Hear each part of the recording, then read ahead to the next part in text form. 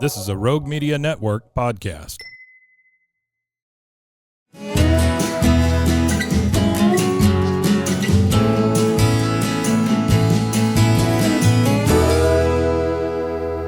This is Central Texas Life with Ann Harder. Hello, everybody. Welcome to Central Texas Life. Today, we're going to talk about a very serious subject having to do with young people, and that is gangs. Katie Chadwell, who was on this podcast not too long ago, talking about McGregor Paw Patrol and dogs and all this. You happen to say, oh, well, my day job is with the Claris Center for Families, which is part of the Heart of Texas Behavioral Health Network, and you deal with young people and in gang prevention. And you have brought along with you Elizabeth Ponce, who is also, you're both licensed professional counselors. Oh, I'm an associate. An associate, okay. And so I guess it's kind of silly, but I know gangs are a problem. You know? Sure. So, how big is the problem? I guess let's start off with that. Yeah. And what do you do? And what can people do About it? So the problem is big and growing. So gangs today, I think a lot of people think of the old style gangs like Crips and Bloods, Gangster Disciples, and they're very organized. They've got leadership, they've got rules, they've got structure. They don't just go after random people. It's usually gang stuff. Well, today what we're seeing a lot more of is these what they call hybrid gangs, and so these are not organized gangs. They often don't have organized leadership. There are no rules. There's no structure. So it's not just hurt bad people. It's how many people can you shoot, period. How many people can you hurt, period. How many people, how many babies can you have? How much can you reproduce? How much money can you get? And they're using social media in really creative ways. And so they're not getting on social media and saying, oh, I'm, this gang member. I'm part of that. Well, that they're would be posting, nuts. Right. So they're posting pictures of expensive cars. They're posting pictures of piles of cash and pretty girls. Trying to lure. And so they're getting these kids that are really, vulnerable and susceptible. The kids that have, parents or guardians that are working a lot of hours or a lot of jobs, kids who have been through trauma. And instead of helping them through their pain, they're saying, come on, we'll protect you. They're creating violence in the community and then protecting the kids from the violence that they've created. And so they're really sneaky. It's grooming, kind of, I know usually when we use the word grooming, it's for sexual abuse, but it's really similar with this gang activity and trafficking and just kind of everything that goes along with it. So the problem is big, and growing is the answer. As far as what people can do, I think first is reaching out for help and paying attention to what your kids are doing, especially on social media. And so there's, if you see a lot of their Facebook friends or a lot of their TikTok friends have the same icon after their name, a lot of times these gangs will adopt a little emoji, and that's their sign. And so if you're looking through their friends list and you start seeing repeats. Repeats or repeat phrases. So NFL is one here in Waco. And so if you see, Katie NFL, Tommy NFL, and they're all on their list, that's something to look out for as well, is repeating phrases or repeating emojis. Another thing to look out for is if your kid starts, wearing certain types of clothing. So it's not even just, we wear shirts that say what our gang is. It might be something as simple as we wear blue shoelaces. They are really, minor, very subtle things, but subtle, as you say, subtle things that other people would notice. Right. Okay. So, you're driving along the city of Waco and you see a shoe hanging over. Sure. Does that have anything to do with gangs? I don't know. I think it just depends sometimes. It's hard to tell because it's the part of hybrid gangs is they're forever changing. Crips and Bloods, Gangster Disciples. I was going to say keeping up with. Yes, it is always changing, and with social media, it's really easy for them to adapt and change quickly. And so it is very different than the old style gangs we're seeing. Children are not off limits. Little kids are not off limits. I was going to ask, what is the youngest you have seen? So the one that actually started the program that, motivated this program that we've created, he was 9. 9? Yes. And doing actual gang activities. So what these gangs are doing is these people are smart, right? And so if you're under the age of 10, you cannot be arrested. Right. So they're getting these kids under the age of 10, having them commit all these criminal offenses because they can't be charged for them. And so then these kids are getting in very adult and dangerous situations without actually realizing or recognizing what's going on.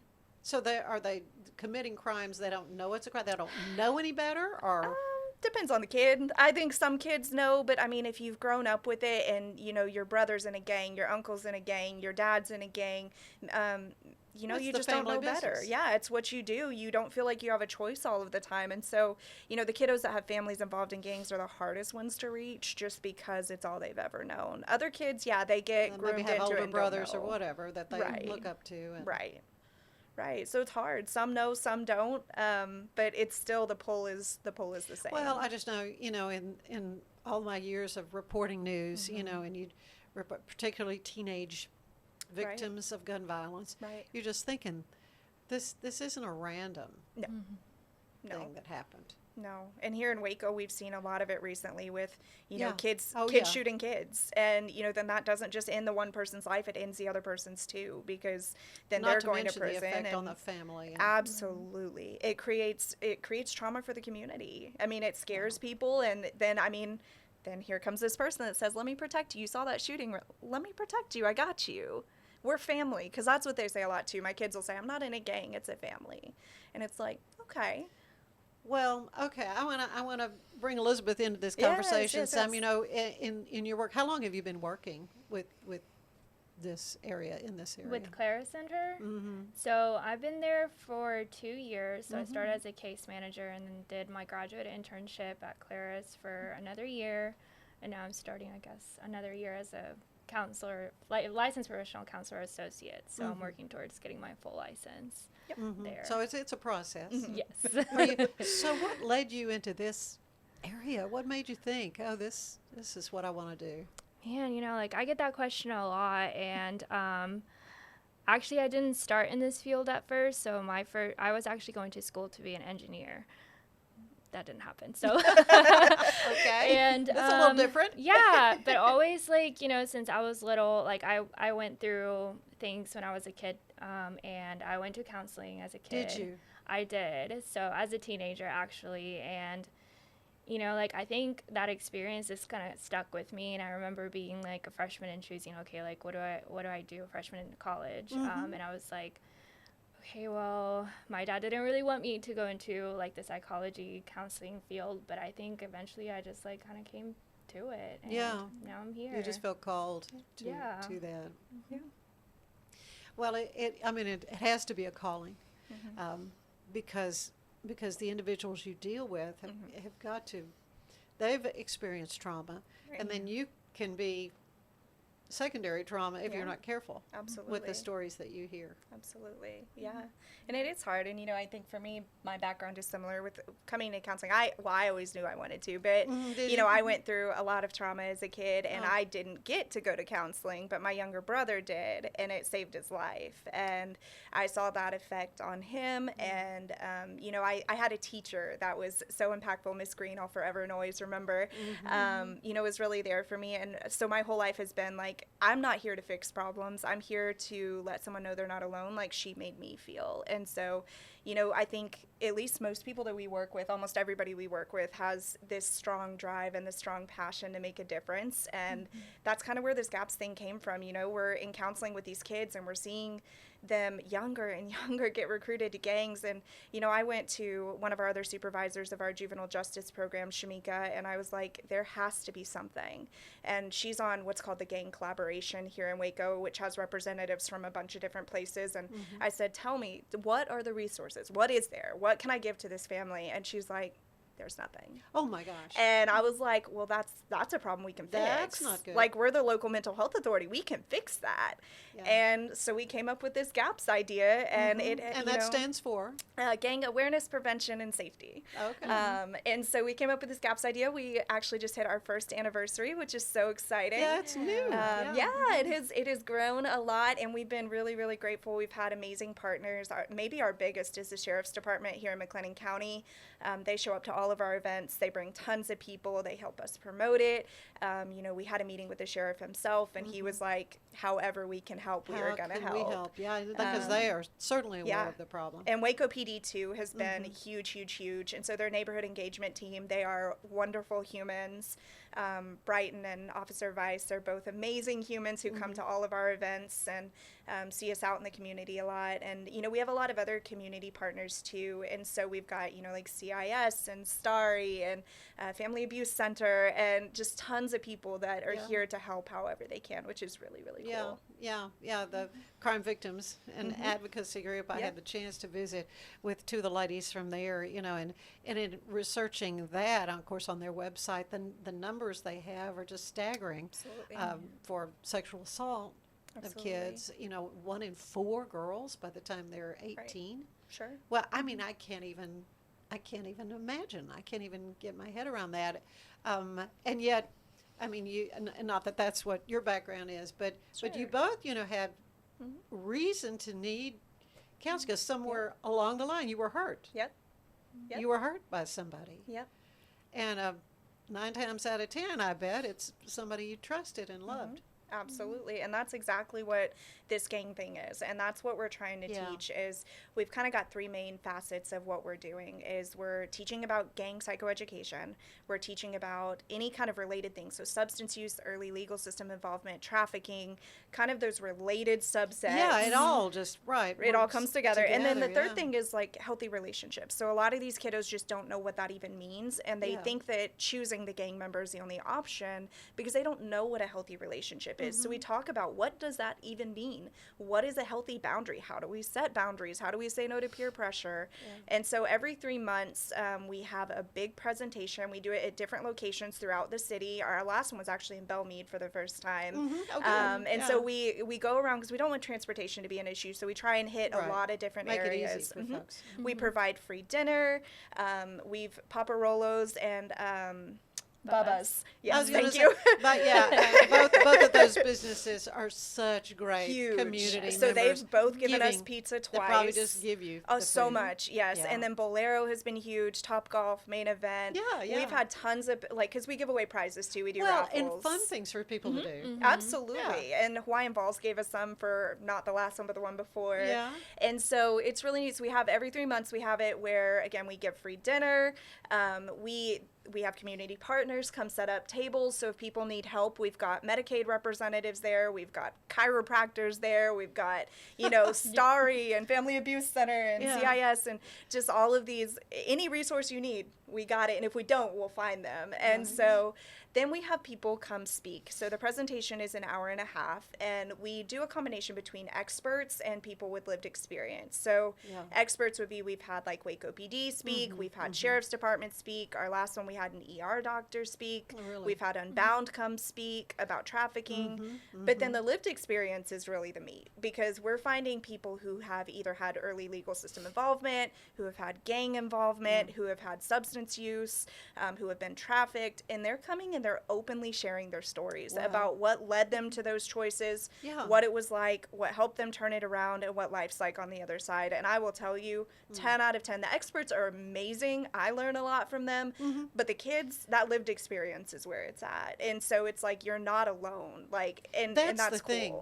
cool. For a kid that kind of gets sucked into this, they think there's no choice. There's no out.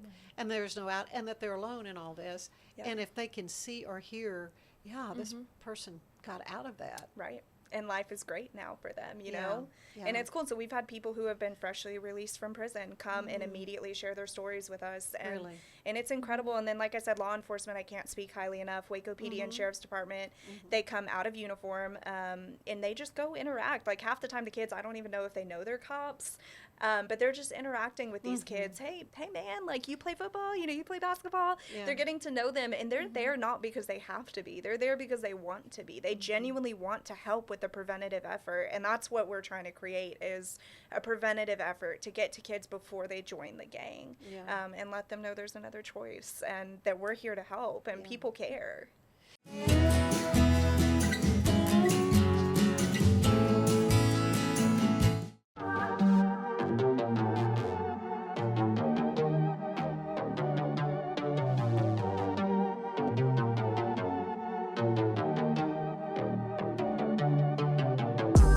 Hey y'all, I'm April, Hi, I'm Caroline. and we have a new podcast for you. What's it called, Caroline? Bloody Happy Hour. It's going to be your new favorite guilty pleasure. We're going to talk about some bloody stuff. Serial killers, true crime, Rape. rapists. Why not join us? We'll have a good time. You literally never know. I don't know what I'm going to say. Bloody Happy Hour. Apple Podcasts, Spotify, or wherever you listen to podcasts. Hola, yo soy Jackie. Y yo soy Jessica. Y esto es Zona del Crimen.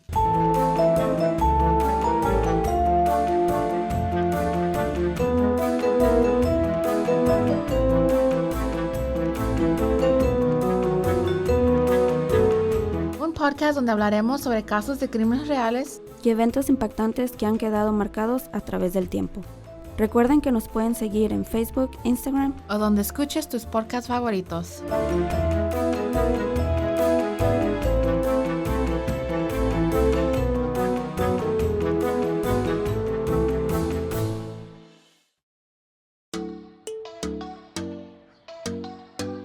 Hi, I'm Christine, and I'm an alcoholic. Here's the deal. Everybody knows somebody that has suffered from the disease of addiction. I want to invite you to listen to Purpose-Driven Sobriety, where we have real conversations with real people that have suffered from the disease of addiction and have gone on to thrive. Here, we shine light into the darkness that is addiction. You can find Purpose-Driven Sobriety on Facebook or anywhere you get your podcasts.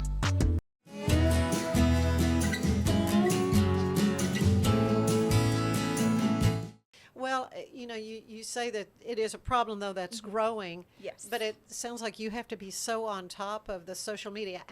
Are you involved at all, Elizabeth, in trying to figure out, what's the newest thing they're doing? Because there's always something new. I know we received, like some training from the sheriff's department Yeah. and their gang collaboration, but no, unfortunately, I'm not looking on social media and seeing. So it sounds like, like she said, it's kind of growing. So the trends kind of change. Yeah. Somebody's got to be on top of. Yeah, and the gang collaboration is great. They've got people from, Sheriff's Department, Waco PD, like I said, we have a representative. I know they've got a bunch of other people. I can't remember who all else, but they've got a couple people who are really on top of it. And they've given us, our little GAPS team, they've given us some training on what emojis mean and what to look for. Oh, really? Yeah. But it is forever changing. And so basically what they've told us, and you can tell me if you heard it differently, is that, it's just paying attention. Especially teachers, if you see kids sitting at the same table who all have the same lunchbox color or the same T-shirt color, Just or little things. So you say little things. or It even could Nike be- shoes with a red check mark specifically. Pay attention. And so that's not saying, if Midway kids all wear a red shirt on Friday that you should be concerned. Well, usually right? it's because it's game day. Right. Hopefully it's So- because they're going to a football Yeah, game. they're going to a football game, but it's looking at that, and I think also getting those preconceived notions out of your head. And so it's not just the bad kids. A lot of times it's the kids who are getting bullied and getting picked on. They'll form their own gang to protect themselves in the very moment they do their first criminal offense. It is a gang. Okay. And so that's the qualifier. is a criminal right there. offense. Yes. Yeah. And so that means them hitting first. That does not mean them defending themselves. That's not what that means. Yeah. But that means the first time they go attack somebody or start a fight. And so pay attention. If there's kids sitting at a table together and kind of closed off, and ask what's up, ask what's going on, and pay attention to those kids. Start pulling those kids aside, giving them some extra attention, because that's really, these kids need love. They need attention, and if we can show them there's another option and there's other people that care, I'm not saying that fixes it 100% of the time, but I'm saying we can prevent some of it. It can help for sure. Right. And I would assume once they're in that gang, then they have certain requirements, certain things they have to do. Yeah. And you hear about these stories, in the big cities. I don't know that it's happened here where someone is just standing on the street corner and out of the blue they just come in, and it's 9 times out of 10, I would think it's because, there's one I've checked off. I Yes. just decked that Yeah. 75-year-old man. Yeah, who had nothing to do with anything that Yeah. you've got going on. Yeah, and that, Yeah. I mean, that is happening here. We're having drive-by shootings all the time where, you know, people that are not involved with any kind of thing, they're trying to cook dinner and their house gets shot up. Right. And, you know, I don't know that anyone has died from it, but it's certainly happening. And, you Yeah. know, when you give a kid a gun, their brains are not developed enough to know what to do with that or how to do that safely. And so these kids are making impulse decisions and they're following the leadership of the older gang members, and they're doing things that are really hard to come back And they from. want to be tough guys. They want to Yeah. be, Well, no, a lot of them are scared. A lot of them have been through trauma and have been hurt Right. and live in neighborhoods that are kind of scary to live in if you're by yourself. And if someone offers you protection, you're going to hold on to you that with might everything. want to, hold on to that if you can. Yeah. At what cost, though? That's what, you know, Right. that's what we're Right. dealing with. I notice you've got some ink I on do. you. You got a little ink. But I've heard there are programs, too, because sometimes that ink is Yes, it's a gang related. thing, and Yeah. they're able to go, and I think some tattooists they're able to go and get that removed. Yeah, So do you have absolutely. anything to do with that? So we don't yet. That is something we've actually talked some about. Yeah. Because I have a friend who used to work for CASA here who had started a program like this in Washington, and she was a really good mentor, and that was actually part of their program was tattoo removal. Yeah. And so that is something that we're looking at down the road, just not something we have gotten to quite yet. But it is. I mean, if members want to get out, we want to help them in whatever way we can. And so that is something we're looking at. We just haven't found the resources quite yet to do Yeah, that. okay. Which kind of brings us to, how are you funded? I know the Clara Center has been around for a long time. Yeah. But I presume grants and. So with the GAPS initiative right now, we are completely donation based. So Yeah. we're not GAP staff, we're counselors. Our Okay, our yeah, jobs you are funded work through the there Clara at Center.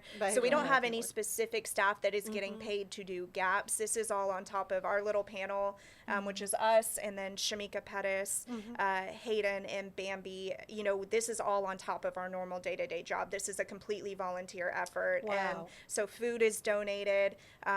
Clara Center, we do use, some of our money to get like drinks and things like that. But mostly everything is donated. And so prizes are donated and food is donated. People come speak for free. Often locations are donated. And so right now, at this point, it is still a fully donation volunteer effort.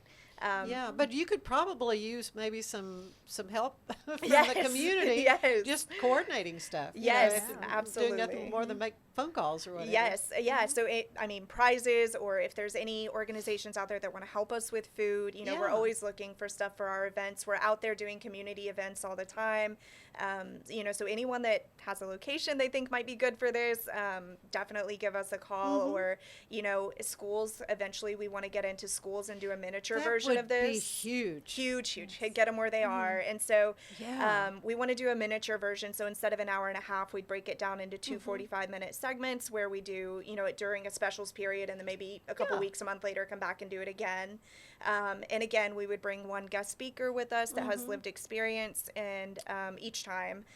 So that's going to have an impact. Yeah, that's in the works too. Yeah. And so if there's any schools that want us to come out, and we haven't started that yet, but we can put that together pretty quickly. So if there's any schools interested, please contact us. We would love that. Because that's really, I think, where we can make the biggest impact is getting kids somewhere they already are. Yeah.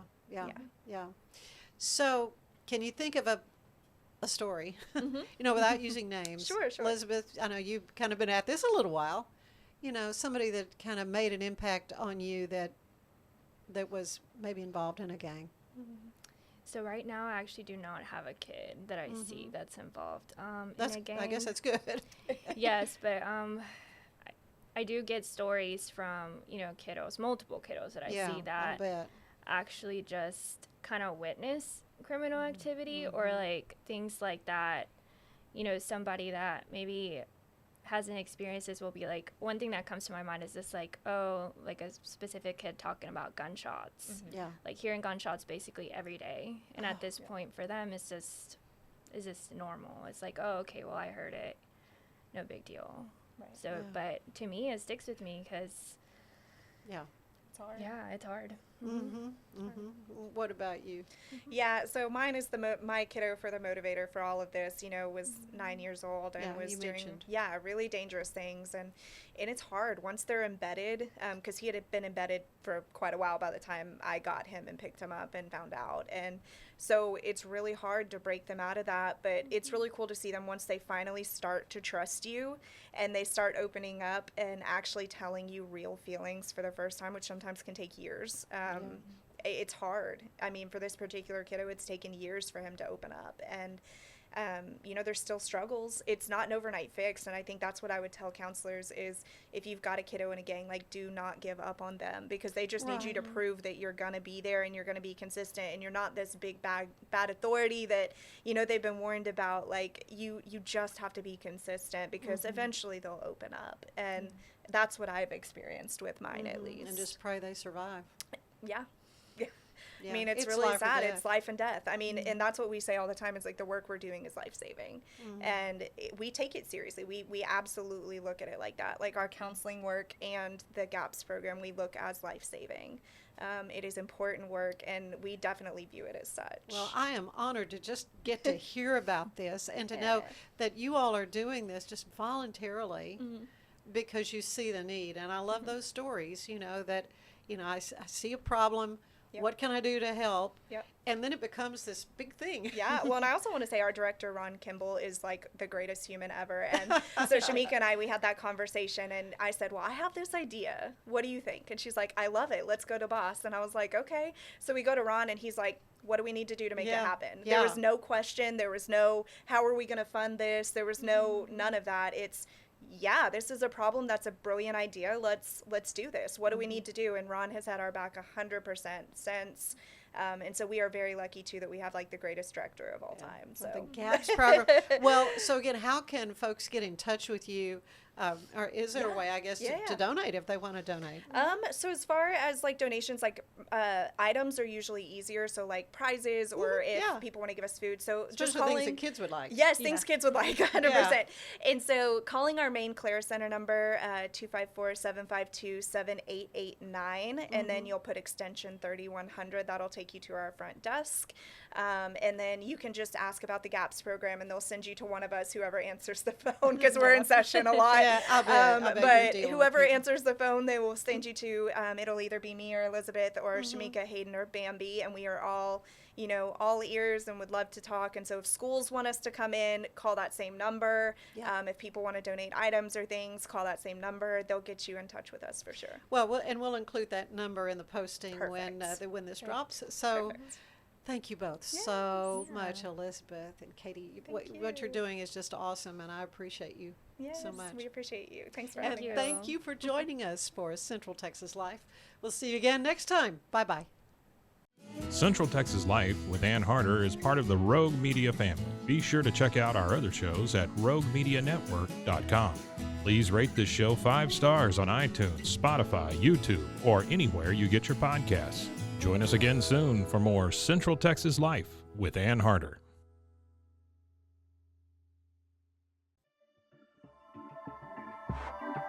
This has been a Rogue Media Network production.